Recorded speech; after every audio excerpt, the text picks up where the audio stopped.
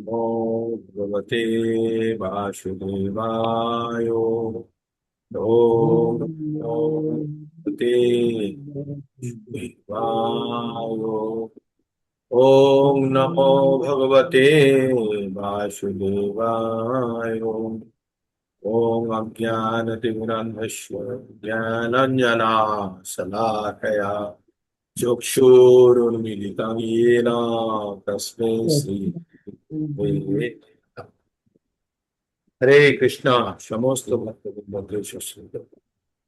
আমরা ভগবদ গীতার আর একটা ক্লাস সকালবেলায় আমরা উপস্থিত সকলে।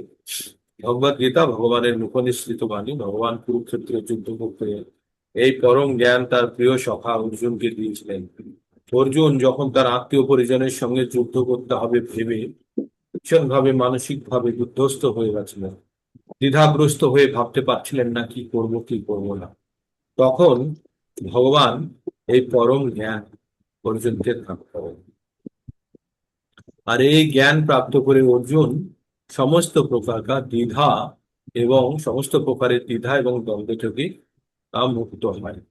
তো এইভাবে আমরা ভগবদ গীতার জ্ঞান পেতে পারি। ভগবদ গীতাতে 5টি বিষয় সম্বন্ধে জ্ঞান দেওয়া হয়: ঈশ্বর, জীব, প্রকৃতি, সময় এবং কর্ম। ঈশ্বর, জীব, প্রকৃতি এবং সময় এই চারটে সরাসরি ঈশ্বরের নিয়ন্ত্রণাধীন। যদিও কর্ম ঈশ্বরের নিয়ন্ত্রণাধীন, তবে কর্মের ক্ষেত্রে মনুষ্য জাতির বা মনুষ্য প্রজাতির কিছুটা হলেও স্বাধীনতা আছে। তো আমরা স্বাধীনতা অর্থাৎ আমাদের কর্ম করার স্বাধীনতা আছে, কিন্তু আবার ফলের অধিকার নেই। তো আমরা এইভাবে ভগবদ গীতার জ্ঞান যখন আমরা প্রাপ্ত করছি, ভগবদ গীতার জ্ঞান প্রাপ্ত করতে করতে আমরা 5 নম্বর অধ্যায় পর্যন্ত সম্পন্ন করেছি। ভগবদ গীতাকে যদি 3টে সেকশনে ভাগ করা হয়, 1 থেকে 6 পর্যন্ত হচ্ছে কর্মযোগ, 7 থেকে 12 পর্যন্ত জ্ঞান যোগ, আর 13 থেকে 18 পর্যন্ত হচ্ছে আমাদের জ্ঞান 7 থেকে 12 পর্যন্ত ভক্তি যোগ, আর 13 থেকে 18 পর্যন্ত হচ্ছে জ্ঞান যোগ। আর এই ভক্তি যোগই ভগবদ গীতার উদ্দেশ্যই হচ্ছে যে ভক্তি যোগে সকলকে আকৃষ্ট করা, সকল মনুষ্যকে আকৃষ্ট করা। আর মনুষ্যকে কেন বললাম? মনুষ্য ছাড়া আর অন্য প্রজাতি কেউ ভগবদ গীতার জ্ঞান গ্রহণ করতে পারে না। তাই এই মনুষ্য জীবন অত্যন্ত মূল্যবান, এবং এই জীবনে আমরা যদি ভগবদ গীতার জ্ঞান মিস করি, তাহলে আমরা যেন রেলওয়ে স্টেশনে দাঁড়িয়ে থেকে ট্রেন এসেছে আর ট্রেনে চড়লাম না, পরে জানতে পারলাম আমাদের ট্রেনটি চলে গেছে, তাই না? এরকম যদি কখনো হয়, আপনারা রেলওয়ে স্টেশনে অনেকক্ষণ ধরে আপনাদের প্রয়োজনীয় ট্রেনের জন্য অপেক্ষা করছেন, টিকিট ফিকিট কেটে একদম ওয়েটিং রুমে বসে আছেন, বসে গল্প করতে করতে হঠাৎ আপনারা গল্পে এত মশগুল, আমরা গল্পে এত মশগুল আছি যে আমরা বুঝতে পারিনি সময় কখন বেরিয়ে গেছে, আর আমাদের সেই অনেক অপেক্ষার ট্রেনটি চলে গেছে। আর ওই ট্রেনটি চলে যাওয়ার পরে আবার 24 ঘন্টা পরে, ওই একটা পুরো চক্রের পরে ওই ট্রেনটি আসবে। তো আমাদের জীবনের ক্ষেত্রেও তাই। যদি আমরা এই মনুষ্য জীবন অনেক কষ্ট করে পাওয়া, আর এই কষ্ট করে পাওয়া মনুষ্য জীবন যদি আমরা সঠিকভাবে ব্যবহার করতে না পারি, তাহলে আমাদের চোখের সামনে দিয়ে আমাদের গন্তব্যস্থলে যাওয়ার ট্রেনটি চলে যাবে, এবং আমরা সেটিকে বুঝতে পারবো না বা চড়তে পারবো না যদি একটু ভুল করে ফেলি। তাই আপনাদের হাতে টিকিট আছে, আপনারা রেলওয়ে স্টেশনে এসেছেন, প্ল্যাটফর্মে বসেছেন, বসে আছেন, এখন অপেক্ষা করছেন সেই পরম ট্রেনে চড়ে যাওয়ার জন্য। এবার ভুল করেও কেউ যদি এদিক ওদিকে জল কিনতে, কিছু খাবার কিনতে বা কিছু অন্য কিছু কিনতে স্টেশনের এদিক ওদিকে চলে গেলে ট্রেন কিন্তু চলে যাওয়ার সম্ভাবনা আছে। তাই আমাদের খুব সতর্কভাবে এই ভগবত ভক্তির পথে অগ্রসর হতে হবে। ভগবত ভক্তি এটি পাওয়া অত্যন্ত দুর্লভ। ইভেন মনুষ্য জীবন অত্যন্ত দুর্লভ, মনুষ্য জীবন পেয়েও ভক্তি পাওয়া আরো দুর্লভ। কারণ ভগবান 7 নম্বর অধ্যায়ে যখন আমরা প্রবেশ করব তখন জানবো, ওখানে ভগবান নিজে বলছে, মনুষ্য নাম সহস্রেষু কশ্চিৎ যততি সিদ্ধয়ে যততি মাপি সিদ্ধ নাম কশ্চিন্মান ব্যক্তি তত্ত্বতঃ। বলছে হাজার হাজার মানুষের মধ্যে কেউ একজন ভগবানকে তত্ত্বগত ভাবে জানতে পারে, অর্থাৎ তার আগে হাজার হাজার মনুষ্যের মধ্যে কেউ ভগবানকে জানার চেষ্টা করে বা ভগবত ভক্তির চেষ্টা করে হাজার হাজার মানুষের মধ্যে কয়েকজন। আর যারা চেষ্টা করে তাদের হাজার হাজার চেষ্টা করা ভক্তদের মধ্যে কয়েকজন ভগবানকে তত্ত্বগতভাবে জানতে পারে। তার মানে একবার হাজার, তার থেকে বাছাই করাদের হাজার বানিয়ে আবার হাজার যদি করি, তাহলে 10 লাখে কয়েকজন প্রকৃত ভগবানের তত্ত্ব জানতে পারে। তার মানে সংখ্যাটি অত্যন্ত কম। আর আপনারা যদি প্রথম হাজারের মধ্যে থেকে তো বাছাই করে এসেই গেছেন, তাতে তো কোনো সন্দেহ নেই।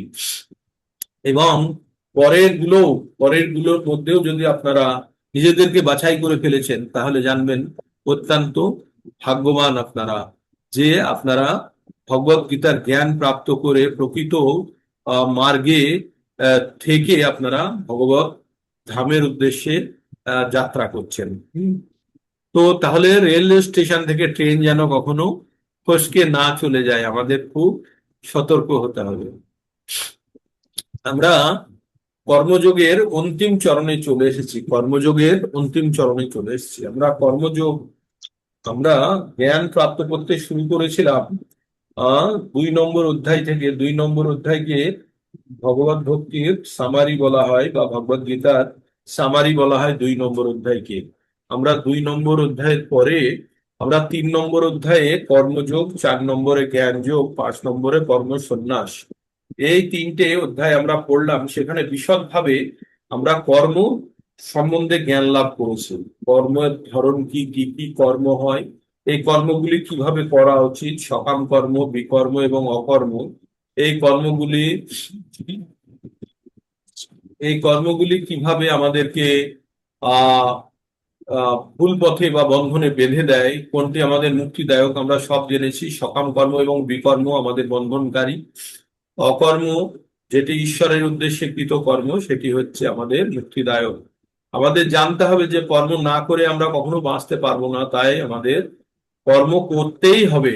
ইভেন আমরা যে শ্বাস প্রশ্বাস গ্রহণ করি, এইটিও একটি কর্মের অঙ্গ। তাই আমাদের জানতে হবে যে যদি আমরা আমরা কিছু না কিছু আমাদের কর্ম করতেই হবে বেঁচে থাকা, তাহলে আর কিছু না কিছু কর্ম মানেই আমাদের বন্ধনে আবদ্ধ করে ফেলবে। তাই বন্ধনে যদি আমরা আবদ্ধ না হতে চাই, তাহলে আমাদের কি কর্ম করতে হবে? অকর্ম করতে হবে। অকর্ম মানে ঈশ্বরের উদ্দেশ্যে কৃত কর্ম। তো আমরা এইখান থেকে 3টে জিনিস সম্বন্ধে পড়েছিলাম: কর্ম সন্ন্যাস, অকর্ম আর নিষ্কাম কর্মযোগ। এই কথাগুলি আমরা পড়েছিলাম। তো এগুলির উদ্দেশ্য একটাই, কর্ম করে ইন্দ্রিয় সংযত রেখে আহ মানে আমাদের যেটা নির্ধারিত কর্ম, সেটি নিষ্কাম ভাবনার সঙ্গে করা, বা ঈশ্বরের উদ্দেশ্যে করা, বা তার ফল ত্যাগ করা। এটি হচ্ছে আমাদের কর্ম যোগের মূল কথা। ঠিক। তো আমরা এই কর্মযোগ করতে গিয়ে আমরা একটা জিনিস জানলাম, যে আমরা যে কোনো কর্ম করি, তার উদ্দীপক হচ্ছে আমাদের আমাদের গুণ। প্রকৃতির 3টে গুণের দ্বারা চালিত হয়ে আমরা যে কোনো কর্ম করি। আমরা কোনো কর্ম নিজেরা করতে পারি না। তাই 3-27 নম্বর শ্লোকটি নিশ্চয়ই আপনাদের মুখস্থ হয়ে গেছে। সেখানে আমরা পড়েছিলাম, প্রকৃতি ক্রিয়া মানানি গুণে কর্মাণি সর্বস্ব, অহংকার বিমূঢ় আত্মা কর্তাহম ইতি মান্যতে। আমরা যে কাজগুলি করি, সেগুলি আমরা নিজেরা স্বয়ংক্রিয়ভাবে করি না। আমাদের মধ্যে আমরা পরোক্ষভাবে করি, কিন্তু স্বয়ংক্রিয়ভাবে কে কাজটি করায় প্রকৃতির 3টে গুণ, সতোষ রজ আতম। এই 3টে গুণ আমাদের মধ্যে যখন প্রবেশ করে, তখন এই 3টে গুণ আমাদেরকে এই কর্ম করতে বাধ্য করে। তো এই কর্ম করতে ভালো কর্ম করব না খারাপ কর্ম করব, সেটি সম্পূর্ণভাবে নির্ভর করছে আমাদের মধ্যে অবস্থিত গুণের উপরে, প্রকৃতির 3টে গুণ। তাই আপনাদেরকে বলেছিলাম, 3টে কুকুর মারামারি করছে, কোন কুকুরটি জিতবে? এর মধ্যে 3টি কুকুর মারামারি করছে, কোন কুকুরটি মারামারিতে জিতবে? যার গায়ে বেশি শক্তি, যার বুদ্ধি বেশি, এবং যে যুদ্ধ কৌশলে পটু, তাই তো? তো এই 3টে কুকুরের মধ্যে সেই কুকুরটি জিতবে, আর যে কুকুরটি জিতবে, সে বাকি কুকুরগুলোকে বা বাকি ওই এরিয়াকে সে শাসন করবে। তো তেমনি, আচ্ছা, কোন কুকুরটি সুস্বাস্থ্য হবে? যে ভালো মতো খাবার দাবার পায়, চিকিৎসা পায়, বা ভালো থাকার জায়গা পায়, তাই না? তো তেমনি আমাদের মধ্যে তিনটে পুকুর আছে, একটা হচ্ছে শত, আরেকটা হচ্ছে রজ আর তম। এই তিনটে পুকুর, এই তিনটে গুণ সব সময় নিজেদের মধ্যে সংগ্রাম করছে, যে যেতে সে আমাদেরকে চালনা করে। এবার কোন গুণটি আমার জিতবে, যে গুণটিকে আপনি বেশি লালন পালন করবেন, যে কুকুরটিকে আপনি লালন পালন করবেন সেই কুকুরটি আপনার শক্তিশালী হবে। তাই আমরা যে গুণের সংস্পর্শে থাকবো, যে গুণের পরিচর্যা করব, যে গুণের জন্য প্রয়োজনীয় খাবার দেব, সেই গুণটি আমাদের মধ্যে শক্তিশালী হবে, আর সেই গুণ আমাদেরকে পরিচালনা করবে। তাই আমাদের এই তিনটে গুণের মধ্যে শতগুণ সব থেকে ভালো, তারপরে রজগুণ, এবং তারপরে তমগুণ। এই তিনটে গুণের মধ্যে যখন শতগুণ দ্বারা চালিত হয়, তখন মনুষ্য আহ ব্রাহ্মণ্য শ্রেণীতে থাকে। যখন শতগুণ দ্বারা মানুষ সবসময় যে শতগুণে আছে সে ব্রাহ্মণ শ্রেণী, যে রজগুণে থাকে সে কিছুটা ক্ষত্রিয়, কিছুটা বৈশ্য, আর যে তমগুণে থাকে কিছুটা বৈশ্য, কিছুটা শূদ্র। তো এই রকম যাদের মানসিকতা, তারা এই রকম সমাজের ক্যাটাগরিতে ভাগ করে দিয়েছেন ভগবান, বুদ্ধি কর্ম অনুসারে, গুণ এবং কর্ম অনুসারে।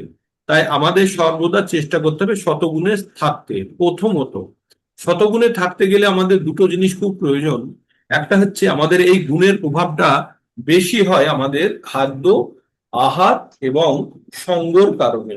আহার হচ্ছে আমরা যে ধরনের খাদ্য গ্রহণ করি, সেই ধরনের খাদ্য আমাদের উপরে একটি প্রভাব বিস্তার করে, আর সেই খাদ্যই আমাদেরকে পরবর্তীতে আমাদের মধ্যে গুণের সঞ্চার ঘটায়। এবার যে গুণটি আমাদের মধ্যে উৎপন্ন হলো সেই গুণটি আমাকে চালনা করবে। আর আমরা কেমন সঙ্গ করি, সেই সঙ্গ মানে কাদের সঙ্গে মিশছি, কি ধরনের কাজ করছি, সেইগুলোর থেকে আমাদের মধ্যে গুণের উৎপত্তি হয়। আসলে গুণ প্রকৃতি থেকে আমরা পাই। তো প্রকৃতির সঙ্গে আমরা কি কি দ্বারা যোগাযোগ করতে পারি, কি কি দ্বারা আমরা প্রকৃতির সঙ্গে আমরা আদান প্রদান করতে পারি? আমরা করতে পারি চোখ দ্বারা, আমরা কান দ্বারা, আমরা নাক দ্বারা, আমরা জিভ দ্বারা, আর আমরা চক্ষু, কর্ণ, নাসিকা, জিহ্বা, ত্বক, এগুলি হচ্ছে আমাদের জ্ঞানেন্দ্রিয়। এই জ্ঞানেন্দ্রিয় দিয়ে প্রকৃতি থেকে আমরা তথ্য সংগ্রহ করি, আর কর্মেন্দ্রিয় দ্বারা প্রকৃতিকে সেই কর্ম প্রদান করি। সেই কর্মগুলো কি কি প্রদান করি আমরা? কর্মগুলো যেমন আমরা হাত দিয়ে কাজ করি, পা দিয়ে কাজ করি, আর তারপরে মুখ দিয়ে কাজ করি, এই যেমন কথা বলছি আমি এখন, বক বক করছি।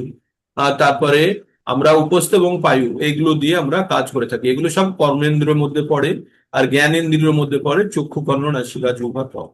এই জ্ঞানেন্দ্রিয়গুলির সংস্পর্শে যখন ইন্দ্রিয় বিষয়সমূহ চলে আসে, এই জ্ঞানেন্দ্রিয়গুলির ইন্দ্রিয় বিষয়সমূহ কি কি? রূপ, রস, গন্ধ, শব্দ, স্পর্শ, তখন আমাদের মধ্যে বিকার উৎপন্ন করে। আর এই বিকারটা নির্ভর করে আমাদের গুণের উপরে, আর এই বিকার আমাদেরকে আরো কর্মে প্রবৃদ্ধ করে বা কর্ম করতে আমাদের বাধ্য করে। আর আমাদের মধ্যে যে এই যে রজগুণের প্রভাব যখন আমাদের মধ্যে বেড়ে যায়, তখন আমরা খুব কর্ম উদ্যোগী হই। তখন এটা করতেই হবে, মানে প্যাশনেট ইংরেজিতে বলে, আমাদের এটা করতেই হবে, ওটা করতেই হবে। আমরা খুব কর্মমুখী হয়ে যাই। আর তার সঙ্গে কি হয়, আমাদের কি হয়, আমাদের প্রেম সম্পূর্ণভাবে কামে পরিণত হয়ে যায়। আর এই কামকে প্রধান শত্রু বলা হয়েছে ভগবদ গীতাতে। ভগবান 37 নম্বর শ্লোকে বলেছে, কাম এসো, ক্রোধ এসো, রজগুণ সমদ্ভব, মহাশন মহাপাপ মা বুদ্ধিময়ীম বৈরিনাম। হে অর্জুন, তুমি জানবে এই মহাধ্বংসকারী, মহাগ্রাসী, পাপকারী, এই আমাদের যে শত্রু, সে হচ্ছে কাম। আর এই কাম লুকিয়ে থাকে আমাদের ইন্দ্রিয়, মন আর বুদ্ধিতে। তাই এই কামকে যদি আমাদের সরাতে হয়, বা যদি আমাদের শুদ্ধিকরণ করতে হয়, তাহলে আমাদেরকে ইন্দ্রিয় সমূহ থেকে সরাতে হবে, মন থেকে সরাতে হবে, এবং বুদ্ধি থেকে সরাতে হবে। তো ইন্দ্রিয় সমূহ থেকে সরানোর জন্য আমরা এতক্ষণ পর্যন্ত 5 নম্বর অধ্যায় পর্যন্ত প্রচুর ইন্দ্রিয় সংযমের কথা শুনেছি, তাই না? আমরা পড়লাম, যে হি সংস্পর্শ যা ভোগা দুঃখ জনয় এ বতে আদ্যন্তবন্ত কোন্তেও না তেষু রমতে বুধা। পড়লাম তো আমরা যে আমাদের ইন্দ্রিয় সমূহের তৃপ্তির জন্য কোনো কাজ করা হবে না। ইন্দ্রিয় সমূহকে নিয়ন্ত্রণ করে যখন আমরা কোনো কাজ করব, সেই কাজটির ফল ভালো হতে পারে। কিন্তু ইন্দ্রিয় তৃপ্তির জন্য যদি আমরা কোনো কাজ করি, তাহলে আমরা কখনোই আমরা জড়জগতের বাইরে বেরোতে পারবো। তাই আমরা প্রচুর পরিমাণে ব্রহ্মস্থিতি, সাম্য, বিদ্য বিনয় সম্পন্নে ব্রাহ্মণে কত আমরা সব পড়লাম, তাই না? সবগুলো আমাদের দৈহিক পরিচয় দিয়ে, পরিচয়কে বর্তমান রেখে, আর দৈহিক পরিচয়ের সঙ্গে আমাদের ইন্দ্রিয় তর্পণ যুক্ত থাকে। তাই তাই বললো যে ব্রহ্মস্থিতে স্থিতিতে বা সাম্যে, ব্রহ্ম সাম্যে যারা থাকে তারা ইন্দ্রিয় সমূহকে নিয়ন্ত্রণ করে কোনো কিছুর জন্য আকাঙ্ক্ষা করে না, কোনো কিছুর জন্য তারা কোনো কিছুর জন্য আকাঙ্ক্ষা করে না, কোনো কিছুর জন্য দ্বেষ করে না বা ঘৃণা করে না। তারা আত্মনি আত্মনি তুষ্ট, আত্মনি আত্মনি তুষ্ট, তারা আত্মাইতেই আত্মাতে রোপণ করেন। তারা ব্রহ্মসুখ অনুভব করে, তারা সকলের কল্যাণে রত। তো এই জ্ঞান প্রাপ্ত করার পরে আমরা শেষে কি জানলাম? 5 নম্বর অধ্যায় শেষে আমরা জানলাম ভোক্তারাম যোগ্য তপস্যাম সর্বলোক মহেশ্বরাম সুহৃদং সর্বভূতানাম জ্ঞাতামাম শান্তি মরিচ্ছতি। শান্তি পাওয়ার পদ্ধতির কথা একটু বলে দিলেন। কি বললেন? যে সবকিছুর ভোক্তা হচ্ছে ভগবান, আর তিনি হচ্ছে যজ্ঞ, দান, তপস্যা, যত ধরনের কর্ম আমরা করি তার প্রধান ভোক্তা হচ্ছে ভগবান। তাই ভগবান ভোক্তারাম যজ্ঞ তপস্যাম সর্বলোক, সমস্ত জগতের সৃষ্টিকর্তা তিনি, সমস্ত জগতের মহান ঈশ্বর। আহ আর তিনি সকলের সুহৃদয়, সুহৃদ, সকলের হৃদয়ে তিনি বর্তমান থাকে, সকলের মঙ্গলাকাঙ্ক্ষী। আর এটা যখন কেউ জেনে যাবে তখন সে শান্তি পাবে। আর শান্তি কোথা থেকে পাওয়া যায়? মন থেকে পাওয়া যায়। তো আমরা আগের পুরো চ্যাপ্টার গুলো পড়লাম ইন্দ্রিয়গুলিকে কিভাবে নিয়ন্ত্রণ করে আমরা কর্ম সম্পন্ন করব, কর্ম সন্ন্যাস নেব না কর্মযোগী হব, ইন্দ্রিয়গুলিকে সংযম করে। আর এখন শেষের শ্লোকে কি বললো? শেষের শ্লোকে বললো শান্তি মৃচ্ছতি, শান্তি মৃচ্ছতি। শান্তি কোথা থেকে পাওয়া যায়? মন থেকে। তাহলে মনের মধ্যেও তো আমাদের সেই শত্রু বসে আছে, কাম। তো এই মনকে নিয়ন্ত্রণ করার জন্য আমরা যে পদ্ধতি অবলম্বন করব সেই পদ্ধতিটার নাম হচ্ছে ধ্যান যোগ। সেই পদ্ধতির নাম কি হচ্ছে? ধ্যান যোগ। তাই আমরা 6 নম্বর অধ্যায়ে আমরা ধ্যান যোগ সম্বন্ধে আমরা জ্ঞান অর্জন করব বা ধ্যান যোগ সম্বন্ধে জানবো। ঠিক। তো ধ্যান যোগে প্রবেশ করতে গিয়ে 1 মিনিট দীপ্তি ঘোষ মাতাজি বা কেউ একজন একটু 1 মিনিট জপা করান তো, আমি এক্ষুনি আসছি 1 মিনিটের মধ্যে। কেউ জপা করান। हरे कृष्ण कृष्ण कृष्ण हरे हरे, हरे राम राम राम हरे हरे।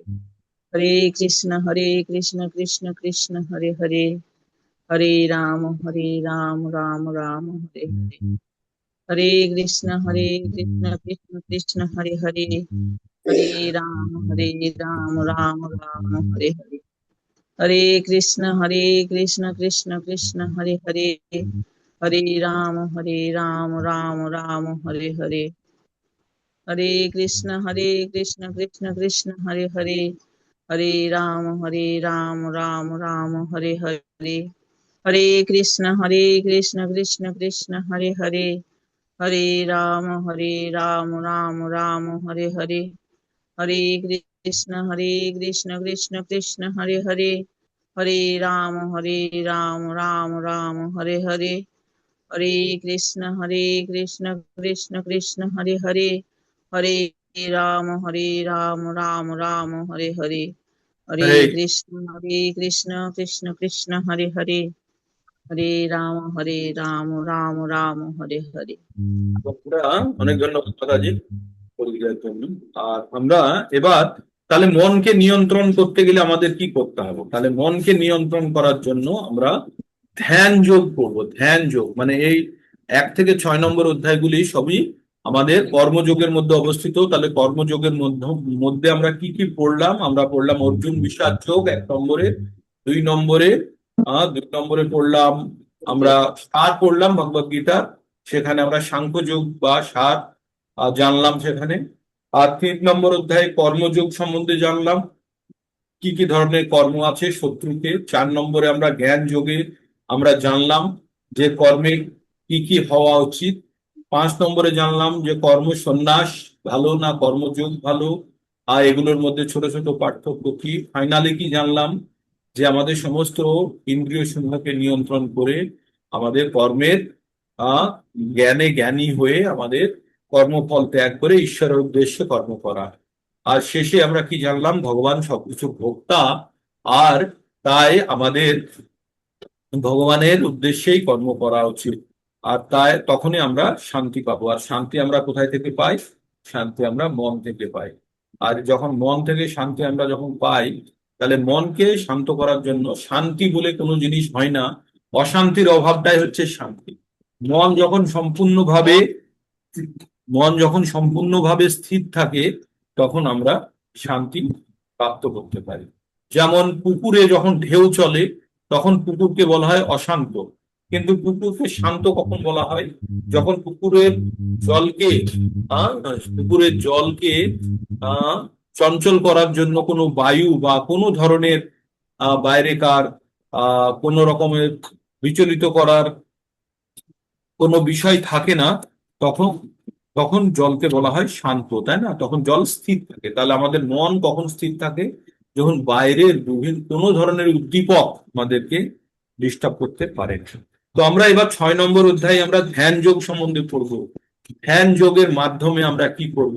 আমরা মনকে নিয়ন্ত্রণ করার চেষ্টা করব। আমরা মন সম্বন্ধে বিশদভাবে জানবো। মন আমাদের কিভাবে শত্রু হয়, মন আমাদের কিভাবে মিত্র হয়, মনকে নিয়ন্ত্রণ করার পদ্ধতি কি, অষ্টাঙ্গ যোগের পদ্ধতি কিছুটা হলেও আমরা পড়ব। তারপরে আমরা ফাইনালি জানবো যে আমাদের এই যোগ করতে করতে যদি কেউ কখনো ভ্রষ্ট হয়ে যায়, তার কি দশা হয়। এই বলে আমরা টোটাল কর্মযোগটিকে শেষ করব। তাহলে আমরা এবার প্রথমে আমরা জানবো যে ধ্যান যোগে আমরা প্রবেশ করব। তো ভগবানই জ্ঞান দিচ্ছে। ভগবান 5 নম্বর অধ্যায়ের শেষে ভগবান নিজে জ্ঞান দিয়ে সেটাকে কন্টিনিউ করছে আমাদের প্রয়োজনে। আমরা এটাকে অধ্যায়ে ভাগ করেছি। 5 নম্বরের শেষে কি বললেন? 5-29 ভগবান বললেন, ভোক্তারাম যোগ্য তপস্যা। প্রভু আপনাকে মিউট করে দিচ্ছি, আপনার থেকে একটা হামিং নয়েজ আসছে। তো ভগবান 5 নম্বরের শেষে কি বললেন?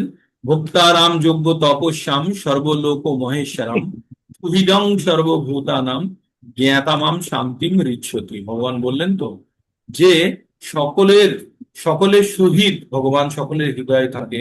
আর ভগবানকে আমরা জেনে আমরা কিভাবে শান্তি পেতে পারি, ভগবান সেটি বলেছেন। ঠিক আছে? তো আমরা আমরা এবার 6 নম্বরে আমরা মনকে কিভাবে নিয়ন্ত্রণ করব ধ্যান যোগের দ্বারা, সেটি আমরা পঠন করবো। শ্রী ভগবান উবাচ অনাশ্রিত অনাশ্রিত কর্ম ফলং কার্যং কর্ম করোতি যঃ স সন্ন্যাসী চ যোগী চ না নিরগ্নির চ অক্রিয়। আমরা এর আগে আমরা কি পড়েছি? আমরা পড়েছি যে কর্ম সন্ন্যাস ভালো না কর্ম যোগ ভালো। হ্যাঁ, কর্ম সন্ন্যাস ভালো না কর্মফল ত্যাগ ভালো।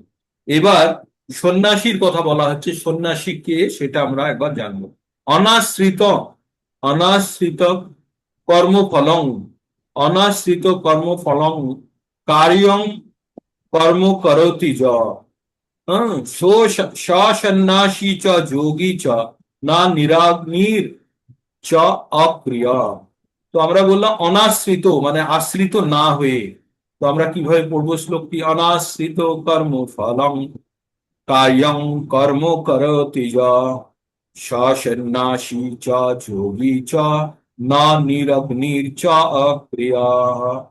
তো ভগবান এখানে বলছেন, শ্রী ভগবান উবাচ, ভগবান অনাশ্রিত অনাশ্রিত মানে আশ্রয় না গ্রহণ করে, অনাশ্রিত কর্মফলং মানে কর্মর ফলের আশ্রয় গ্রহণ না করে, কার্যং মানে করা হয়, কর্ম মানে কর্ম করতি যে কাজ করে, তার মানে কোনো কার্যের ফলের আশা না করে যখন কেউ কোনো কার্য করে, যখন কর্মফলের আশা আর না করে বা কর্মফলের প্রতি আশ্রয় না নিয়ে যখন কেউ কার্য করে, সন্ন্যাসী চ যোগী চ না নিরাগী চ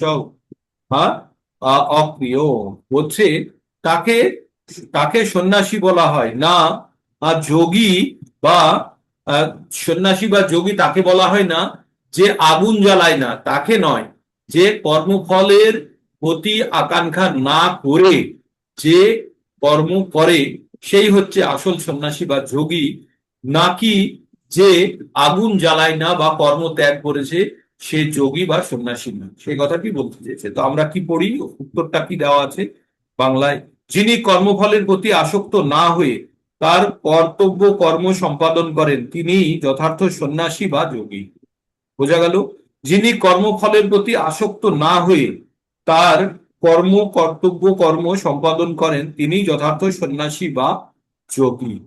যিনি অগ্নিহোত্রাদি কর্মত্যাগ করেছেন, মানে আগুন জ্বালানোর ক্রিয়া ত্যাগ করেছেন, তাকে বলে অগ্নিহোত্রাদি কর্মত্যাগ করেছেন এবং দৈহিক চেষ্টা শূন্য, তিনি সন্ন্যাসী বা যোগী নয়। যারা শারীরিক কোনো কায়িক পরিশ্রম করে না বা কোনো ধরনের হাঁটা চলা পর্যন্ত বন্ধ করে দিয়েছে, আর রান্না বান্না আগুনও জ্বালায় না, সে কখনো সন্ন্যাসী বা যোগী নয়। যোগী সেই বা সন্ন্যাসী সেই যে কর্মফলের প্রতি আসক্তি না রেখে, কর্মফলের প্রতি আসক্তি না রেখে যে কার্য সম্পাদন করে সেই প্রকৃত যোগী বা সন্ন্যাসী। তাহলে আমরা কি জানলাম? প্রকৃত যোগী বা সন্ন্যাসীকে যে আগুন জ্বালায় না, যে রান্না করে না, যে কোনো দৈহিক কায়িক পরিশ্রম করে না, সে সন্ন্যাসী বা যোগী নয়। সে প্রকৃত সন্ন্যাসী বা যোগী যে কর্মফলের প্রতি আসক্তি না রেখে কর্তব্য কর্ম সম্পাদন করে। তার মানে আপনারা প্রত্যেকে যোগী এবং সন্ন্যাসী হতে পারেন। আপনারা কর্মফলের প্রতি আসক্তি না রেখে আপনারা সংসার জীবনের মধ্যে থেকেও আপনারা যোগী এবং সন্ন্যাসী হতে পারেন। এই অধ্যায়ে ভগবান শ্রীকৃষ্ণ বর্ণনা করেছেন যে অষ্টাঙ্গ যোগ মন এবং ইন্দ্রিয়কে সংযত করার একটি বিশেষ পন্থা বিশেষ। তবে এই যোগ সকলের পক্ষে অনুশীলন করা কষ্টকর। বিশেষ করে এই কলিযুগে তা অনুশীলন করা এক প্রকার অসম্ভব। যদিও এই অধ্যায়ে অষ্টাঙ্গ যোগের পদ্ধতি অনুমোদন করা হয়েছে, কিন্তু ভগবান অবশেষে কৃষ্ণ ভাবনাময় কর্ম অর্থাৎ কর্মযোগের শ্রেষ্ঠত্বের উপরে গুরুত্ব আরোপ করেছেন।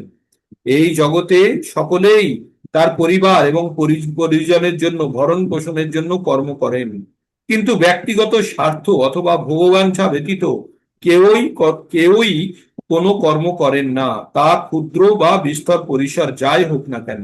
কিন্তু সাফল্যের মানদণ্ড হচ্ছে কর্মফলের প্রত্যাশা না করে ভগবান শ্রীকৃষ্ণের সেবা করাই জন্য কর্ম করা। প্রতিটি জীবই ভগবানের অবিচ্ছেদ্য অংশ, তাই ভগবানের সেবা করাই একমাত্র কর্তব্য। ভগবানের সেবা করাই কি কর্তব্য? একমাত্র কর্তব্য। মানে ব্যাপারটা শুনতে একটু কষ্ট লাগলেও আমাদের কিন্তু সকলের কর্তব্য কিন্তু ভগবানের সেবা করা।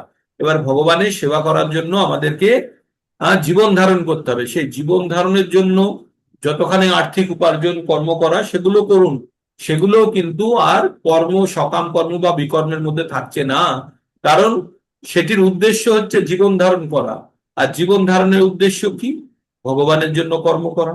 তাহলে ভগবানের জন্য যখন আমি কর্মটা করব সেটি হয়ে গেল নিষ্কাম কর্ম। আর নিষ্কাম কর্ম করার জন্য জীবন ধারণ করছি, তাহলে সেই জীবন ধারণের জন্য যে কর্মটি করলাম সেটিও নিষ্কাম কর্মযোগের জন্য চলে গেল। আমরা 5 নম্বর অধ্যায়ে 10 নম্বর শ্লোকটি আরেকবার মনে করুন। ব্রহ্মণ্যধায় কর্মাণি সঙ্গম ত্বত্তা করোতি য না লিপ্যতে স না পাপে না পদ্ম পত্র ইমম মৃষা। পদ্মের জলের মধ্যে পদ্মপাতা থেকেও যেমন জল দ্বারা ভেজে না, তেমনি কর্মকাণ্ডের মধ্যে থেকেও যখন সেই কর্মের ফল ভগবানকে অর্পিত হয়ে যায় তখন কেউ আর সেই কর্মের পাপের বা কোনো ধরনের ত্রুটির মধ্যে সে লিপ্ত হয় না, সে তার দ্বারা ব্যতীত হয় না। বোঝা গেল? তাহলে তাহলে সন্ন্যাসীরা অনেক সময় কৃত্রিম ভাবে মনে করে যে তারা সব রকমের জাগতিক কর্ম কর্তব্য থেকে মুক্ত হয়েছে, তাই তারা অগ্নিহোত্র যজ্ঞাদির অনুষ্ঠানও কিন্তু করে না। কিন্তু প্রকৃতপক্ষে তারা স্বার্থপরায়ণ, কারণ তাদের লক্ষ্য নির্বিশেষ ব্রহ্ম সাযুজ্য লাভ করা। ব্রহ্ম সাযুজ্য মানে হচ্ছে অ্যাকচুয়ালি আমাদের মুক্তির পরে 4 ধরনের মুক্তি হয়, আর টোটাল 5 ধরনের মুক্তি হয়। তো নিকৃষ্ট শ্রেণীর মুক্তি হচ্ছে সাযুজ্য মুক্তি। সাযুজ্য মুক্তি মানে হচ্ছে ব্রহ্ম জ্যোতিতে লীন হয়ে যাওয়া, এটি হচ্ছে নিকৃষ্ট শ্রেণীর মুক্তি। 5 ধরনের মুক্তির কথা বলা হয়েছে শাস্ত্রে। তো 5 ধরনের মুক্তির মধ্যে প্রথম নিকৃষ্ট শ্রেণীর মুক্তিটি হচ্ছে সাযুজ্য, মানে ভগবানের জ্যোতিতে মিলে যাওয়া বা লীন হয়ে যাওয়া। এছাড়াও আরো 4 ধরনের মুক্তি হয়, তাকে বলা হয় সালোক্য। সালোক্য মানে ভগবান যেখানে থাকে সেখানে থাকা। সেটি ভালো না? শালুক্য। হ্যাঁ, তারপরেরটা হচ্ছে সারূপ্য, মানে ভগবানের মতো রূপ পাওয়া। তারপরে হচ্ছে ষাষ্ঠী, মানে ভগবানের মতো ঐশ্বর্য ধন পাওয়া। আর তারপরে হচ্ছে সামীপ্য, মানে ভগবানের আশেপাশে থাকা। তো আর সাযুজ্য হচ্ছে ভগবানের জ্যোতিতে লীন হয়ে যাওয়া। এই 5 ধরনের মুক্তির মধ্যে সব থেকে দুর্বলতম মুক্তিকে বলা হয় সাযুজ্য, অর্থাৎ ব্রহ্মজ্যোতিতে লীন হয়ে যাওয়া। তো আপনাদের মনে হলো কোন মুক্তিটা ভালো? 5টি মুক্তির কথা বললাম। প্রথম হচ্ছে সাযুজ্য, ব্রহ্মজ্যোতিতে লীন হয়ে যাওয়া। 2 নম্বর হচ্ছে শালোক্য, শালোক্য ভগবানের ধাম পাওয়া, একই ধামে ভগবান যেখানে বাস করে সেখানে বাস করা। 2 সারূপ্য, ভগবানের মতো রূপ পাওয়া। আর 3 নম্বর হচ্ছে ষাষ্ঠী, মানে ভগবানের মতো ঐশ্বর্য পাওয়া। আর সামীপ্য, মানে ভগবানের কাছাকাছি থাকা, ভগবানের সংস্পর্শে থাকা। এই 4টির মধ্যে সব থেকে কোনটি ভালো ধরনের মুক্তি বলে মনে করুন? আনমিউট করুন আপনারা, করে বলুন। এই 5টি চালুক্য মুক্তি সব থেকে চালুক্য ভগবানের পাশে পাশে থাকা। ভগবান সামুপ্য। কেন শালুক্য? চালুক্য ভগবানের লোকে থাকা শালুক্য ভালো নয়? ব্রহ্মজ্যোতিতে লীন ভগবানের হয়ে কাছে যাওয়া, কাছে ব্রহ্মজ্যোতিতে না, লীন হয়ে চালুক্য যাওয়া ভালো, হচ্ছে সব চালুক্য। থেকে ভালো। প্রভুজি ভগবানের ভগবানের কাছাকাছি থেকে ভক্তি করাটাই বেস্ট। ভগবানের তবে থেকে থেকে ভক্তি করাটাই করা- বেস্ট। তো এই ইভেন ভক্ত যারা, মানে যারা প্রকৃত ভক্ত, তারা কোনো ধরনের মুক্তি চায় না। এই 5টা মুক্তির মধ্যে কোনো ধরনের মুক্তি চায় না। তারা কি চায়? তারা কিছুটা হলেও এই 5 নম্বর যেটা সামীপ্য বললেন আপনারা, সেইটার কাছাকাছি থাকে। সেটা হচ্ছে তারা ভগবানের চরণে স্থান চায়, যে ভগবানের সেবা করতে চায় সবসময়, আর কোনো কিছু চায় না। না সে ব্রহ্মজ্যোতিতে লীন হতে চায়, না ভগবানের ধাম চায়, না সে ভগবানের মতো ঐশ্বর্য চায়, না ভগবানের মতো রূপ চায়, না ভগবানের সামীপ্য চায়। ভগবানের কি চায়? ভগবানের চরণ চায়, ভগবানের সেবক হয়ে থাকতে চায়, সবসময় ভগবানের পায়ে জোকের মতো লেগে থাকতে চায়। ভগবান যেখানে সেখানে। আপনি ভগবানের ধাম পেলেন কিন্তু ভগবানের দেখা পাচ্ছেন না, ভালো নয়। ভগবানের মতো রূপ পেলেন কিন্তু ভগবানকে পাচ্ছেন না, ভালো নয়। ভগবানের মতো ঐশ্বর্য পেলেন, ভগবানকে পেলেন না, সেটাও ভালো নয়। ভগবানের কাছাকাছি থাকতে পারলে কিছুটা হলেও চলবে। আর ভগবানের ব্রহ্মজ্যোতিতে লীন হওয়া যেটা বলছেন, সেটার সঙ্গে ভগবানের কোনো সম্পর্ক নেই, শুধু লীন হয়ে গেলেন। মানে পরীক্ষার পরে কোনো বাচ্চাকে যদি বলা হয় যে তোর পরীক্ষা হয়ে গেছে, এখন তোকে আর কোনো পড়াশোনা করতে হবে না, তুই এখন 5 বছর বা সারা জীবন তুই খা আর বিছানায় শুয়ে থাক, আর সে মোটেই আনন্দ লাভ করবে না, কারণ তার তো আর কোনো কাজ নেই।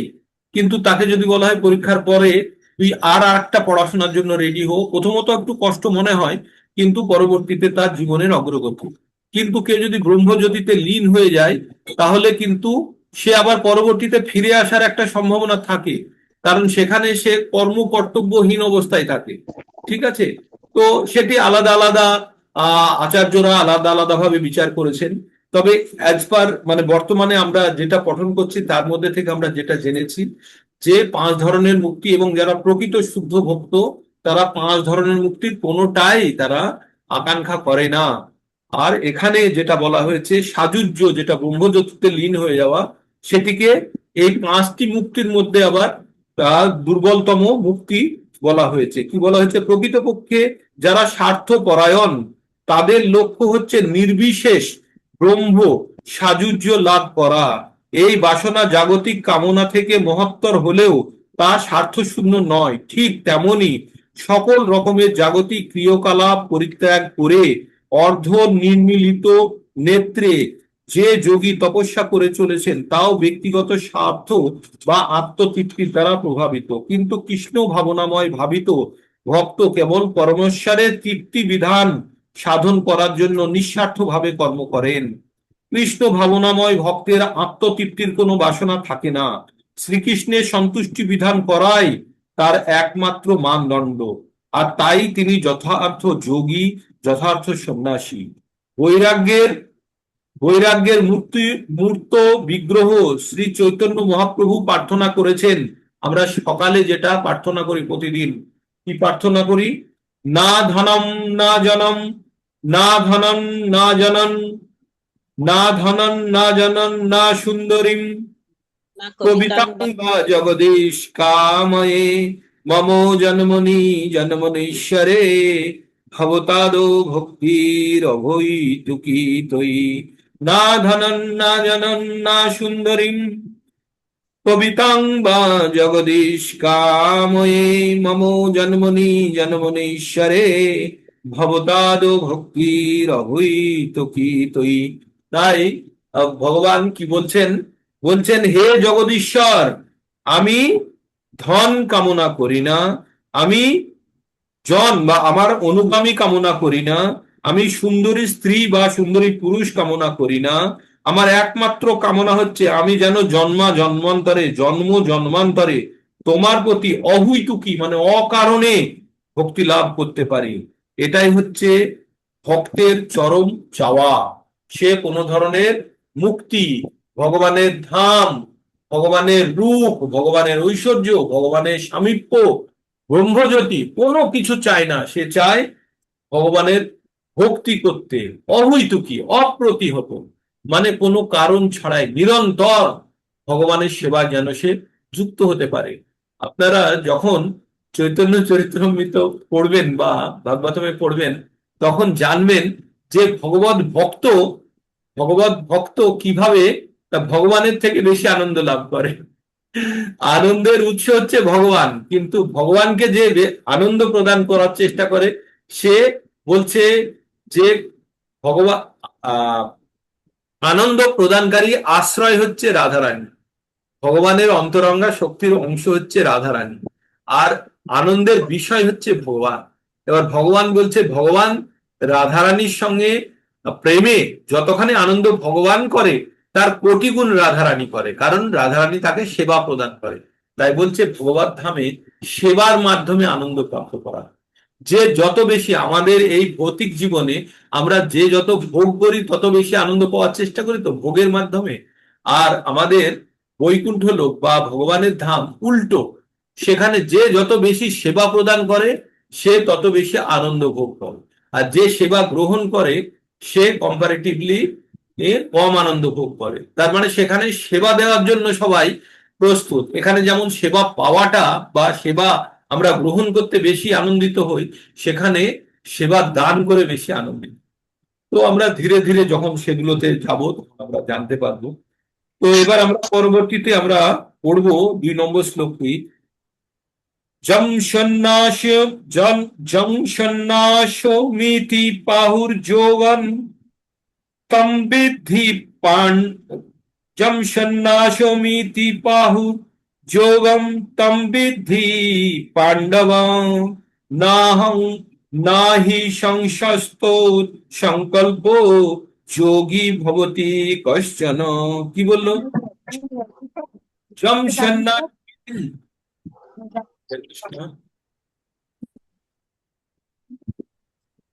আচ্ছা ঠিক আছে, কি বলছে?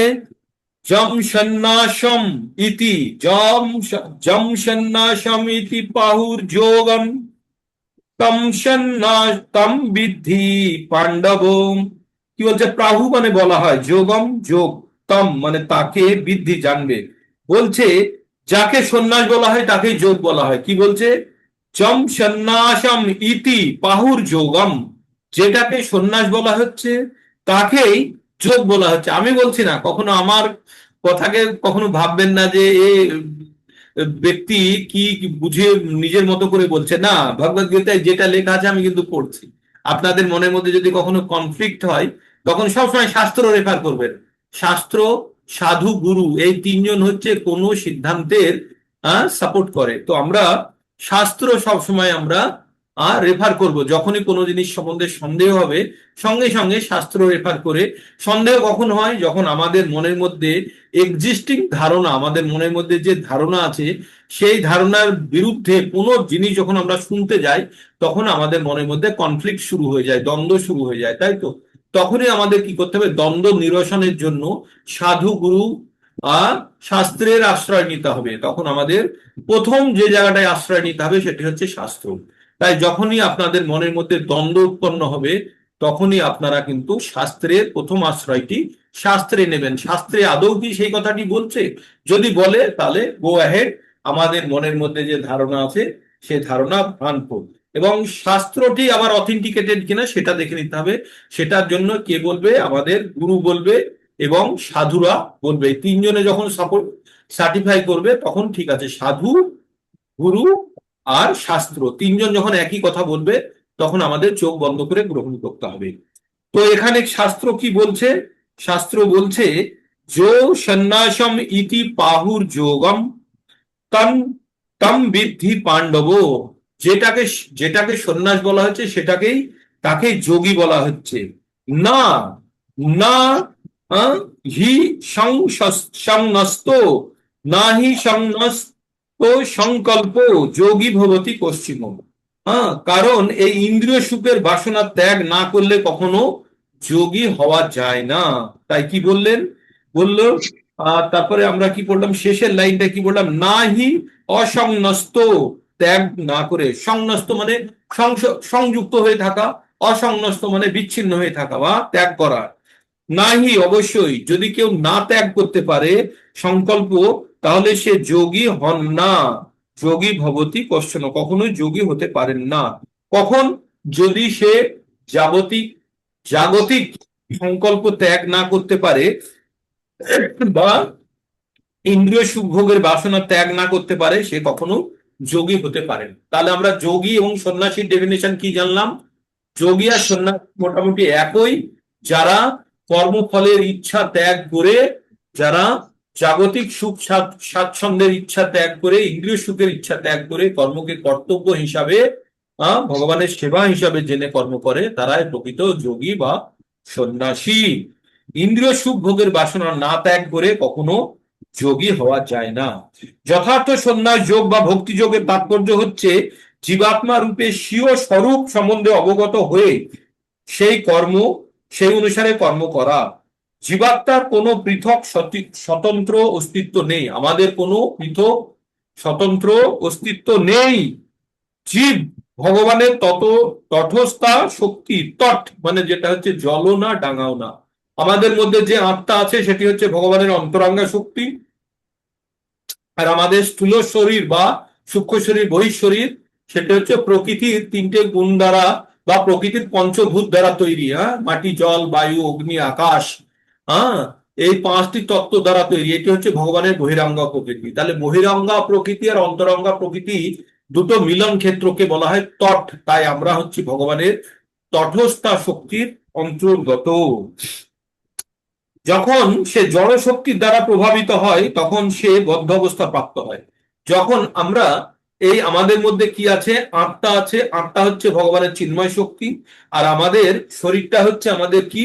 আমাদের জড় শরীরটা হচ্ছে ভগবানের বহিরঙ্গা শক্তি। এই জড় শরীর যখন আমরা ভাবি নিজেদেরকে, তখন আমরা বহিরঙ্গা শক্তির অন্তর্গত হয়ে যাই। আর যখন আমরা নিজেদেরকে আত্মা ভাবি তখন ভগবানের অন্তরঙ্গা শক্তির অন্তর্গত হয়ে যায়। তার মানে আমাদের তটে কখনো জল থাকে, কখনো ডাঙা থাকে। তো আমরা যখন বহিরঙ্গা শক্তির প্রভাবে থাকি বা জড়জগতের সঙ্গে যুক্ত থাকি তখন হচ্ছে আমরা বহিরঙ্গা শক্তির প্রভাবে। আর যখন আমরা আত্মা রূপে, যখন আমরা ঈশ্বর চেতনায় উদ্বুদ্ধ থেকে ঈশ্বরের সঙ্গে যুক্ত হওয়ার চেষ্টা করি, তখন আমরা অন্তরঙ্গা শক্তির প্রভাবে বা চিন্ময় শক্তির প্রভাবে, তখন আমরা অন্তরঙ্গা শক্তির দিকে চলে গেলাম, আর কখনো বহিরঙ্গা শক্তি। তো এই দুটোর মধ্যে আমাদের টগলিং চলতে থাকে, সাপলিং চলতে থাকে। তাই এটাকে বলা হচ্ছে তটস্থ শক্তি। কৃষ্ণ ভাবনামৃত লাভ করে ভগবানের অন্তরঙ্গা শক্তি সম্বন্ধে সচেতন হন, তখন সে তার স্বরূপে অধিষ্ঠিত হয়। তাই জীব যখন পূর্ণ জ্ঞান প্রাপ্ত হয় তখন সে জড় ইন্দ্রিয় তৃপ্তি থেকে বিরত বা সব ধরনের ইন্দ্রিয় ভোগ্য কার্যকলাপ পরিত্যাগ করে। যখন মানুষ প্রকৃত জ্ঞানী হয় তখন কি হয়? পূর্ণ জ্ঞানে অধিষ্ঠিত হলে কি করেছিল? আমরা আগেও পড়েছিলাম, জয়হি সংস্পর্শ যা ভোগা দুঃখ জনয় বতে আদ্য অন্তবন্ত কন্তেও না তেষু রমতে বুধা। পড়েছিলাম তো, মনে আছে? 5:23 পড়ে আসলাম, একদম টাটকা টাটকা 5:22। তো এখানে আবার সেই কথা বলছে, যারা পূর্ণ জ্ঞান প্রাপ্ত করেছে, যারা বুদ্ধিমান ব্যক্তি, তারা কোন রকমের ইন্দ্রিয় তৃপ্তিতে তারা আর প্রবুদ্ধ হয় না। তারা সমস্ত প্রকার ইন্দ্রিয় ভোগ কার্যকলাপ পরিত্যাগ করে, ইন্দ্রিয় দমন করে যোগীরা জড় আসক্তি মুক্ত হওয়ার চেষ্টা করে। কিন্তু কৃষ্ণ ভক্তের ভগবান শ্রীকৃষ্ণের সেবায় উদ্দেশ্য ব্যতীত অন্য কোনো বিষয়ে ইন্দ্রিয়কে নিয়োজিত করার সুযোগ থাকে না। সুতরাং কৃষ্ণ ভক্ত একধারে যোগী ও সন্ন্যাসী। জ্ঞান ও যোগ ভক্তির যোগ পদ্ধতি অনুসারে জ্ঞান লাভ ও ইন্দ্রিয় নিগ্রহ বিষয়ক যোগের প্রয়োজন কৃষ্ণ ভাবনায় থেকে আপনা আপনি সাধিত হয়। একটা জিনিস জানতে হবে, জ্ঞান এবং যোগ পদ্ধতি অনুসারে জ্ঞান লাভ করা হয় এবং ইন্দ্রিয় নিগ্রহ করা হয়। যোগের মাধ্যমে কি করি, আমাদের ইন্দ্রিয় সমূহকে নিগ্রহ করি বা নিয়ন্ত্রণ করি। হ্যাঁ, তাই কি বলছে, যারা ভক্তি করছে, যারা কৃষ্ণ ভক্তি করছে, এখানে বিশেষভাবে লেখা আছে যোগের প্রয়োজনে কৃষ্ণ ভাবনাময় আপনা থেকে সাধিত হয়। যে যোগী বা সন্ন্যাসীর যে কাজটি, যখন কেউ কৃষ্ণ প্রেমে পাগল, তখন অটোমেটিক্যালি তার দুটো জিনিসই নষ্ট হয়ে যায়, ভোগের ইচ্ছাও নষ্ট হয়ে যায় এবং তার সমস্ত কর্মফলের ইচ্ছাও নষ্ট হয়ে যায়। সে তার জ্ঞানও পরিপূর্ণ জ্ঞান হয়ে যায়। আমরা এই জ্ঞানের কথাটি আমরা কখন জানবো, যখন 10 নম্বর অধ্যায়ের 8 নম্বর শ্লোকটি পড়বো, তখন আমরা জানবো যে প্রকৃত জ্ঞান কার হয়েছে। প্রকৃত জ্ঞান যার হয়েছে সে ভগবানের সেবায় রত থাকে। তাই বলেছে অহং সর্বস্ব প্রভব মত্ত সর্বং প্রবর্তাতে ইতি মত্তা, মানে এটা জেনে, ইতি মত্তা ভজন্তে মাম, এটা জেনে যে আমার ভজনা করে, বুধা ভাব সমন্বিতা, জানবে তার প্রকৃত জ্ঞানের উদয় হয়েছে। তার মানে প্রকৃত জ্ঞানের যাদের উদয় হয় তারা কি করে, তারা তারা ভগবানের তারা ভজনা করে। কি জেনে, যে ভগবান সবকিছু সৃষ্টির উৎস, ভগবানের দ্বারা সবকিছু নিয়ন্ত্রিত হচ্ছে, এটা জেনে যারা নিরন্তর ভগবানের ভজনা করে তারাই প্রকৃত জ্ঞানী, যোগী, সন্ন্যাসী বা ভক্ত। ঠিক তো, তাহলে জ্ঞানীরা কারা? জ্ঞান দ্বারা বিশ্লেষণ করার চেষ্টা করে। যোগীরা কি করে? যোগের মাধ্যমে ইন্দ্রিয় নিগ্রহ করে। কিন্তু যারা ভক্ত, তারা জ্ঞানী এবং যোগীর দুটো গুণই পেয়ে যায়। সেই কথাটি এখানে বলা হলো। কি বলা হলো?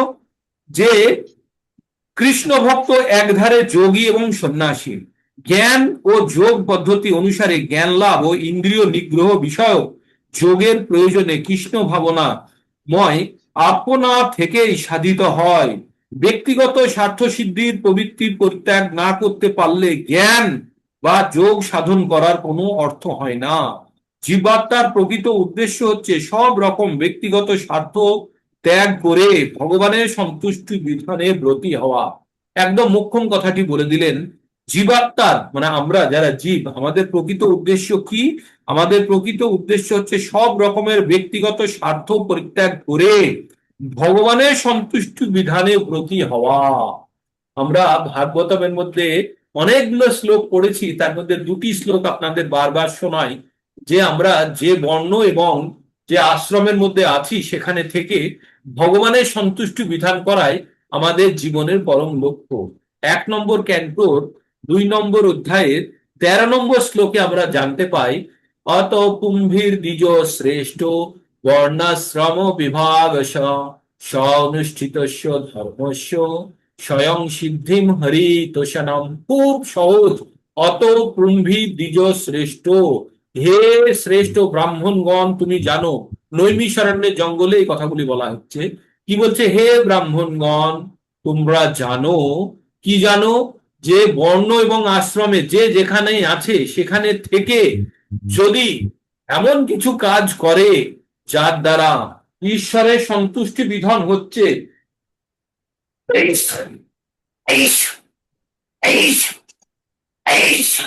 হরে কৃষ্ণ, তবে ঈশ্বরের সন্তুষ্টি বিধান হচ্ছে, তবে তুমি জানবে যে তুমি প্রকৃত অর্থে তুমি জীবনের মাহাত্ম্য যেন প্রকৃত কাজ করছো। তাই বলছে অথ পুম্ভির দ্বিজ শ্রেষ্ঠ বর্ণাশ্রম বিভাগ স্বনুষ্ঠিতস্য ধর্মস্য, যে যে বর্ণে আছে ধর্মে আছে থেকে স্বনুষ্ঠিতস্য ধর্মস্য স্বয়ং সিদ্ধিম হরিত সনাম, সে চরম সিদ্ধি লাভ করতে পারে। কিভাবে?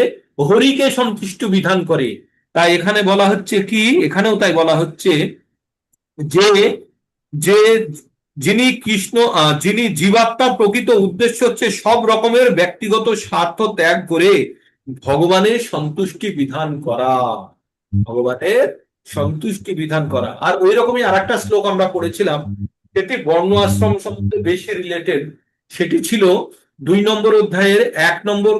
নম্বর ক্যান্টোর 1 নম্বর অধ্যায়ের 6 নম্বর শ্লোক। সেখানে বলা হচ্ছে, এতভ্যম শঙ্খ যোগ খাম স্বধর্ম পরানিষ্ঠায়া জন্ম লাভে পরম পুংসং অন্তে নারায়ণ স্মৃতি।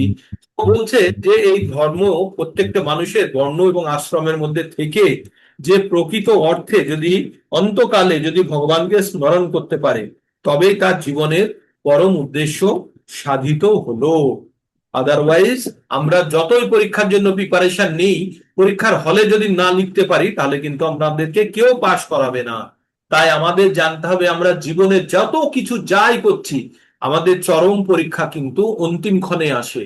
আর অন্তিম ক্ষণে কিভাবে আমাদের চরম পরীক্ষার সম্মুখীন হতে হয়, সমস্ত জীবনের যত ভালো মন্দ কাজ করেছি সব রিল চলতে থাকে তখন আমাদের মাথার মধ্যে।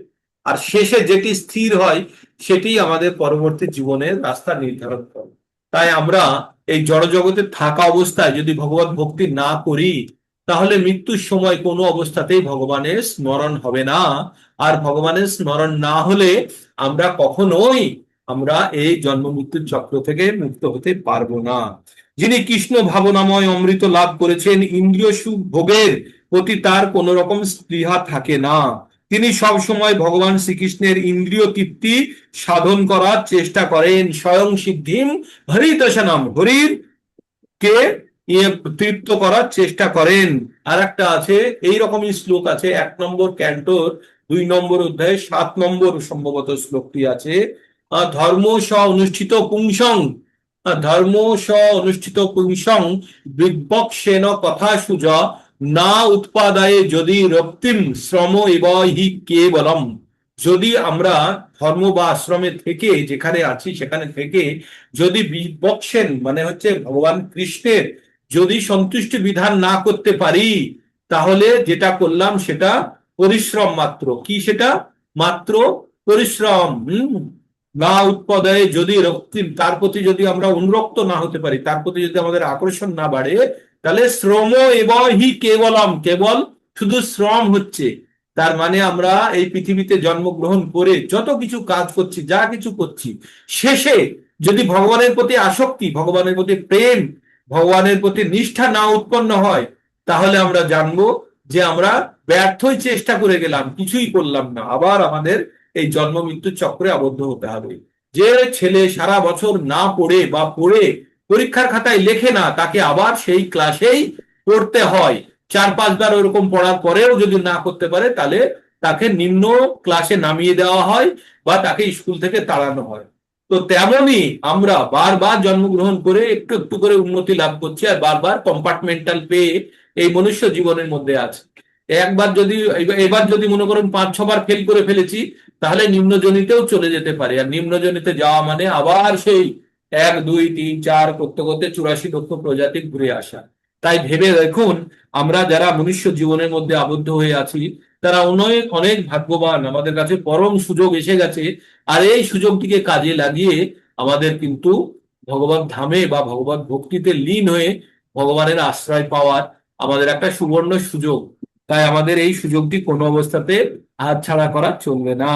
যারা ভগবত তত্ত্ব জ্ঞান লাভ করতে পারেননি, তাদের পক্ষে এই জড় ইন্দ্রিয় তৃপ্তি সাধন ছাড়া আর কোনো উপায় থাকে না। যারা ভগবত তত্ত্ব জ্ঞান লাভ করতে পারেনি, যারা ভক্তির পথে আসেনি, তারা জড় ইন্দ্রিয় তৃপ্তি তাদের জীবনের পরম উদ্দেশ্য বলে ভাবে। তাদের কোনো উপায় নেই, কারণ তারা নিষ্ক্রিয় স্তরে এক মুহূর্ত থাকতে পারে না।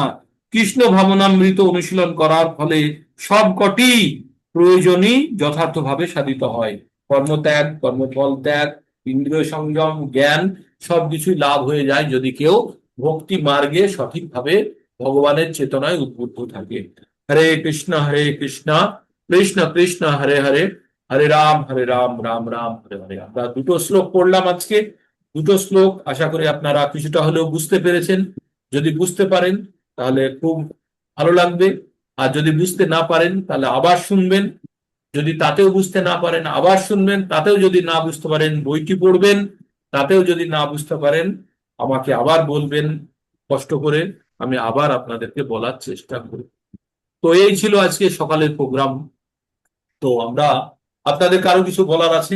যদি বলা থাকে। আমরা তাড়াতাড়ি প্রোগ্রামটাকে শেষ করার চেষ্টা করছি, বাই 6:10 মধ্যে যাতে অবশ্যই আমাদের প্রোগ্রামটি শেষ হয়, সেটাই আমাদের চেষ্টার উদ্দেশ্য। হরে কৃষ্ণ প্রভুজি। বলুন। নৈমিষারণ্য জঙ্গলটা কোথায় প্রভুজি?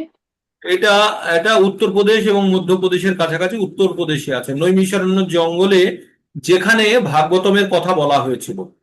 ভাগবতম, যে আমরা যে ভাগবতম গ্রন্থ আছে না আমাদের একটি, ব্যাসদেবের রচনা করা, সেই গ্রন্থটি পুরো বক্তব্য হয়েছিল যেমন কুরুক্ষেত্রের যুদ্ধক্ষেত্রে অর্জুনকে জ্ঞান প্রদান করেছিলেন ভগবান কৃষ্ণ, তেমনি নৈমিষারণ্যের জঙ্গলে এই ভাগবতমের কথা করা হয়েছিল। অ্যাকচুয়ালি ভাগবতমের আবার 3টে প্ল্যাটফর্ম। ভাগবতমের মুখ্য কথা হয়েছিল সুপ্রতাল বলে একটি জায়গা আছে গঙ্গা কিনারে, মিরাট ডিস্ট্রিক্টে, ঠিক আছে, সুপ্রতাল। সেখানে বলা হয়েছিল পরীক্ষিত মহারাজকে সুখদেব গোস্বামী বলেছিলেন কি ভাগবতমের কথা, সেই কথা শুনেছিলেন কে? সুত গোস্বামী, সুখদেব গোস্বামীর শিষ্য। সে শুনে সেই কথার আবার পুনরাবৃত্তি করেছিলেন। নৈমিষারণ্য বলে একটি জায়গা আছে, সেটিকে ভারতের সেন্টার বলে মানা হয়। যখন কলিযুগের প্রাদুর্ভাব হচ্ছিল, তখন তখন 80,000 সাধু সন্ন্যাসীরা যজ্ঞ করছিলেন এই কলিযুগের থেকে কিভাবে মানুষকে রক্ষা করা যাবে। আর তখনই তখনই এই ঋষিদের মূল ছিলেন শৌনক ঋষি। আর শৌনক ঋষি এই সুত গোস্বামীকে প্রশ্ন করেছিলেন যে এই কলিযুগের মানুষের জন্য ভালো কি, কোন শাস্ত্রের মূল গ্রন্থ কি, ভগবান কেন পৃথিবীতে এসেছিলেন, এরকম 6টি প্রশ্ন করেছিলেন। যখন আমরা ভাগবতমের কথা পড়বো তখন আরো জানতে পারবো। তো এই পরম জ্ঞান দেওয়া হয়েছিল কোথায়? নৈমিষারণ্যের জঙ্গল। নৈমিষারণ্য। বোঝা গেল? জি প্রভুজি। হরে কৃষ্ণ। আর কারো কোনো প্রশ্ন? ক্যামেরা অন করুন। বুঝতে পারছেন না? বোঝা যাচ্ছে না? বোঝা যাচ্ছে না মাথার উপর দিয়ে চলে যাচ্ছে? প্রভু, বলুন। জ্ঞান অর্জন বলতে কিভাবে আমরা ভগবানকে সেবা করব সেই সম্বন্ধে জ্ঞান অর্জন, আর যোগ বলতে কিভাবে সেবা করব সেই সম্বন্ধে জ্ঞান অর্জন। কিভাবে সেবা করব ওগুলো জ্ঞান নয় মাতাজি, জ্ঞান হচ্ছে ভক্তি। এখানে পরিষ্কার কথা হচ্ছে, আপনারা যে যত বেশি ভক্তিতে ভগবানের প্রতি লীন হবেন, যদিও ভক্তি মানেই ভগবানের প্রেমময়ী সেবা, মানে অন্তর থেকে ভগবানের সঙ্গে কানেক্ট হওয়ার পদ্ধতির জন্য অবিরত অনুশীলন করা, নিরন্তর ভগবানের জপ করা, নিরন্তর ভগবানের কথা শ্রবণ করা, নিরন্তর ভগবানের কথা বলা, নিরন্তর ভগবানের আলোচনায় যুক্ত হওয়া, নিরন্তর ভগবানের জন্য মানে ভোগ প্রস্তুত করা, ভগবানকে অর্পণ করা, এগুলোই ভগবত ভক্তি। এগুলোই মানে সবসময় ভগবান চেতনায় থাকাটাই ভক্তি। সব সময় ভগবান চেতনার মধ্যে থেকে ভগবানের উদ্দেশ্যে কর্ম করাটাই ভক্তি। এবার যে কর্মগুলো আমরা সমাজের জীবনে বাঁচার জন্য করছি, সেগুলো সেগুলো ভগবত ভক্তির মধ্যে পড়ে। কখন? যখন আমরা সেই কাজগুলিকে আমাদের ইন্দ্রিয় তৃপ্তির জন্য না ভেবে ভগবানকে সেবা করার জন্য, যেহেতু আমাদের জীবন ধারণ করা প্রয়োজন, তাই সেগুলোও অকর্মে পরিণত হতে হয়, সেগুলো ভগবানের উদ্দেশ্যে। ঠিক তো আর কারো কিছু প্রশ্ন আছে? যদি থাকে বলতে পারেন, নাহলে ক্যামেরা অন করুন, স্ন্যাপ নিচ্ছি, নিয়ে শেষ করবো। যোগ বলতে ভগবানের সঙ্গে যুক্ত হওয়া। যোগ মানে প্রেমময়ী সেবা। আমরা কি পড়েছিলাম? যোগ মানে যুক্ত। তাহলে প্রেমময়ী সেবার দ্বারা, এই সেবাগুলোই বললাম, ভগবানের জপ করা, ভগবানের কথা শোনা, ভগবানের কথা বলা, ভগবানের জন্য রান্না করা, ভগবানের ধ্যান করা, ভগবানের পুজো করা, এগুলোই হচ্ছে। আমি বলছি জ্ঞান আর যোগের মধ্যে পার্থক্য বলছি। জ্ঞান আপনারা এই যে শাস্ত্র, ভগবান এই যে শাস্ত্র, এই যে শাস্ত্র পড়ছেন, ভগবানের কথা শুনছেন, জ্ঞান আসছে। এটাই জ্ঞান। জ্ঞান অর্জন করে তারপরে ভগবানের সঙ্গে যুক্ত হওয়া, আমি এই কথাটা বলতে চাই। আমরা জ্ঞান অর্জন করার জন্য পড়ছি না, আমাদের ভগবত ভক্তির জন্য আমরা পড়ছি। আর ভগবান ভক্তি উৎপন্ন করতে গেলে জ্ঞান অটোমেটিক্যালি চলে আসবে। আমাদের ভগবত ভক্তি, ভগবত ভক্তি করতে গেলে আমাদের জ্ঞান অটোমেটিকই চলে আসছে, তাই না? কারণ ভগবত পঠন ইটসেলফই ভগবত সেবা। নিত্যম ভাগবত সেবায়, ভগবান বলছে না, নষ্ট প্রায়শু অভদ্রেশু নিত্যম ভাগবত সেবায় ভগবতে উত্তম শ্লোকে, ভাগবতে উত্তম শ্লোকে ভক্তির ভগবতী নষ্ট কি। ভাগবতমের এটি হচ্ছে 1 নম্বর ক্যান্টোর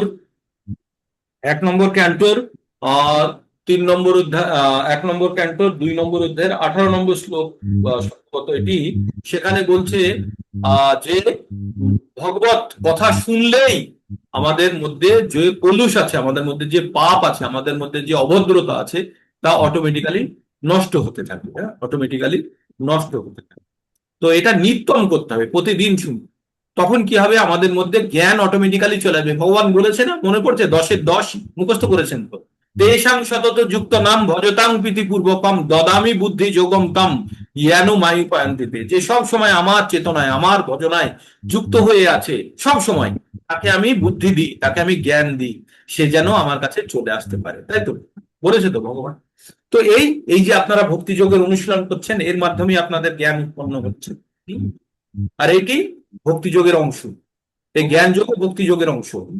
প্রভুজি, এইভাবে বলা যেতে পারে যে জ্ঞান হলো একরকম দক্ষতা বা স্কিল, যার সাহায্যে আমরা ভক্তির পথে এগিয়ে যেতে পারি। হ্যাঁ, এই জ্ঞানকে এবার যখন প্রয়োগ করবেন তখন আমাদের ভক্তির পথে উন্নতি হবে। এই কথাটাই বলতে চেয়েছিলাম। একদম আচ্ছা আচ্ছা, এটা একটা দক্ষতা ঠিক আছে, যেটা জেনে আমরা ভক্তির পথে এগিয়ে যেতে পারবো। ঠিক। হ্যাঁ, এবং এই জ্ঞান লাভটাও একটা ভক্তির অঙ্গ। এই জ্ঞান লাভ, এই কথাটাই বলতে চেয়েছি। এই জ্ঞান লাভটাও ভক্তির অঙ্গ। ঠিক মাথায়। ওকে, তো আজকে এখানেই শেষ করছি। আবার সকাল সকাল যুক্ত হয়ে যাবেন। আমরা আবার